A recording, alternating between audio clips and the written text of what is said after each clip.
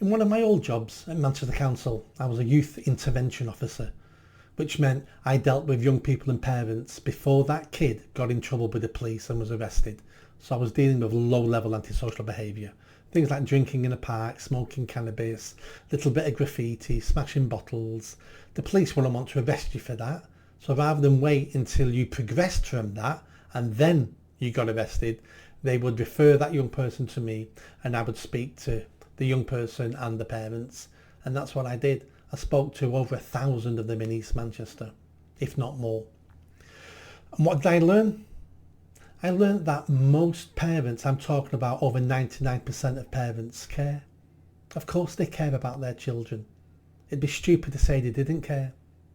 Even the parents who were known heroin addicts and were failing and were dysfunctional, even they would say to me, Nick, I don't want my child to end up like me.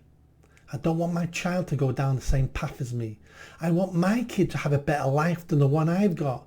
I want my child to have a better life than the one I can give them because I'm failing and I know I'm failing. But what can I do? And it's those opportunities then that I used to say, I can get you help and support. We can get the early intervention family unit at the council to come along and help you be a better parent, help you put rules in place, help you enforce those rules with your children. These are simple things we can do to help. But the work's going to have to be done by you. There's no magic wand. And even the parents who weren't failing, and they were good parents, I'd say to them, I'm giving you some information for you to be a better parent or for you to act on that information so your child's not in this police station anymore talking to me. And the vast majority of those parents would say to me, Nick, thanks for that information and thanks for calling me in today because I had no idea what was going on. But let me tell you this, Nick. You'll never see my child in this station again. Never. Because when I get home, I'm sorting this out. And I knew exactly what that parent was going to do to that child's backside. And I slept fine at night going, that child did need a good spanking, a good telling off, a good screaming at. Because when you love a child, you don't love them just for today and want them to be happy just for today. You want them to be happy and successful 50 years from now as well. That love you put into a child is a long-term love. It's not a short-term thing. And a good parent raises their child for the long term. And that's what parents did. And we never saw the vast majority of those kids ever again. The parents sorted it out. That's how we start reducing antisocial behaviour in Greater Manchester.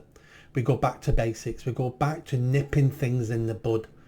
We don't go back to, well, Jimmy's causing us problems, nothing we can do yet. Let's wait till next year when we can arrest him for something. Well, that's great for your stats. If you're working for the police, you've got another arrest. But it's ruined Jimmy's life and it's ruined a dozen people who live in Jimmy's neighbourhood because he's been causing problems for another year. Let's start nipping problems in the bud. Let's start eradicating crime, not managing it. That's all we do now in the UK. We manage crime. I want to end crime or get as close to ending it as possible.